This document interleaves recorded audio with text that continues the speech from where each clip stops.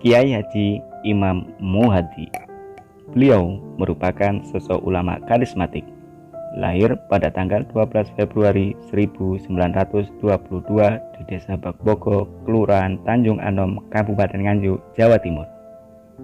Orang tuanya bernama Bapak Ismail dan Ibu Askinah. Beliau adalah anak kelima dari 9 bersaudara. Setelah menamatkan sekolah rakyat, beliau melanjutkan pendidikannya di Pondok Pesantren Miftahul Mutadiin di Dusun Krembyang, Kabupaten Nganjuk dalam kurun waktu 15 tahun. Dimulai dari tahun 1935 hingga tahun 1950.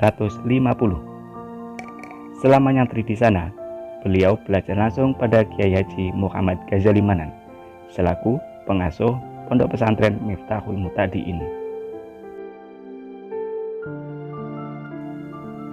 Sewaktu nyantri di pondok, Kiai Haji Imam Muhadi terkenal ahli tirakat. Beliau rajin puasa, merawat, dan puasa mutih. Bahkan hampir tiap malam jarang tidur untuk berzikir dan qiyamul lail. Hal menarik kehidupan beliau saat di pondok, sifat kewiraannya mulai muncul, yaitu menghindari perkara yang masih syubhat. Menurut penuturan teman pesantrennya, beliau tidak mau mengambil yang bukan haknya meskipun dalam urusan yang sepele. Pada suatu hari, temannya sedang memasak nasi. Beliau menitipkan sepotong singkong untuk dimasak. Setelah nasi dan singkong matang, beliau mengambil singkong tersebut dan kebetulan ada sebutir nasi yang menempel di singkong.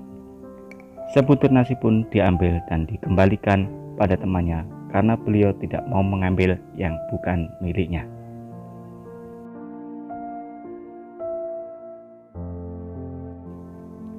Kiai Haji Imam Muhadi tergolong santri yang sangat rajin, maka tak heran beliau menjadi murid kesayangan Kiai Muhammad Ghazali Manan.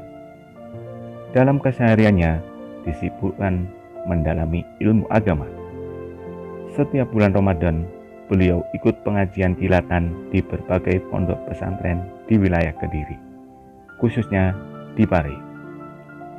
Pada masa pemerintahan kolonial Belanda, pondok pesantren tak luput dari pantauan mereka.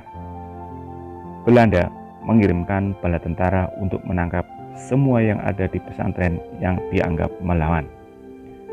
Upaya Belanda mendatangi dan menangkapi kiai maupun santri pesantren Miftahul Mutadiin tidak sepenuhnya berhasil, sebab mereka telah bersembunyi di galian tanah rahasia yang telah dipersiapkan. Namun Allah berkehendak lain. Ketika santri yang lain selamat dari penangkapan, justru Kiai Haji Imam Muhadi berhasil ditangkap oleh Belanda. Saat Belanda datang, beliau sedang beribadah di masjid dan bersembunyi di balik pintu masjid.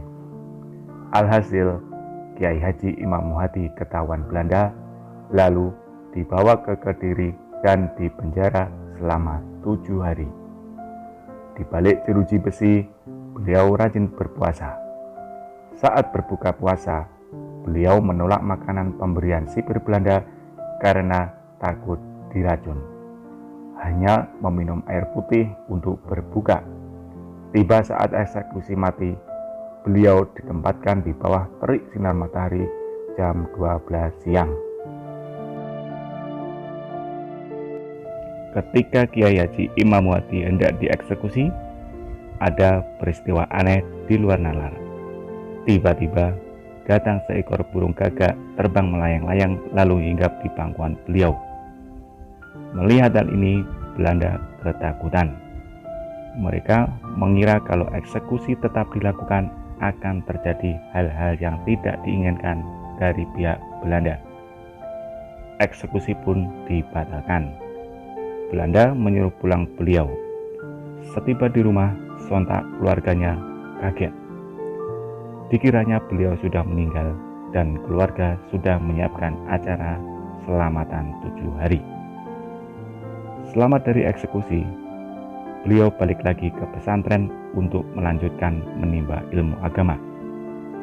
Bekal ilmu agama dan tempaan laku tirakat selama nyantri di sana sudah cukup sang guru Kiai Haji Muhammad Ghazali Manan memberi mandat pada beliau untuk pulang dan berdakwah di masyarakat di tempat kelahirannya.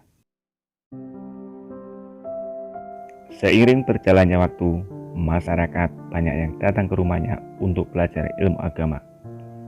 Usia 28 tahun, beliau menikah dengan seorang wanita dari dusun Krempiang yang bernama Siti Masfufa, putri dari pasangan Bapak Munandar dan Ibu Maryam. Karena beliau tinggal di rumah mertuanya, proses mengajar murid-muridnya dijalani pulang pergi dari dusun Krempiang ke desa Bagbogo.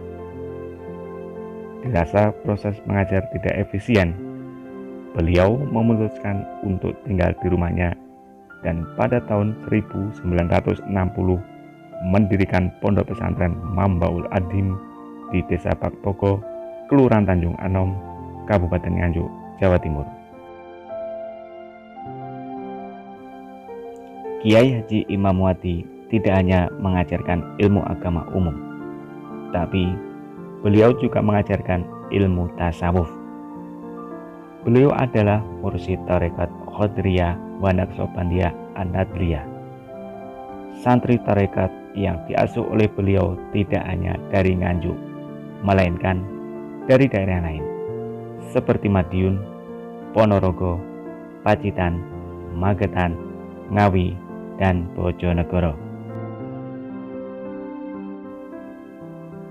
Silsilah kemursidan beliau dari Kiai Musta'in Romli, Kiai Romli Tamim, Kiai Khalil Bangkalan, Kiai Hasbala, Kiai Khotib Sambas, hingga sampai ke Rasulullah Shallallahu Alaihi Wasallam.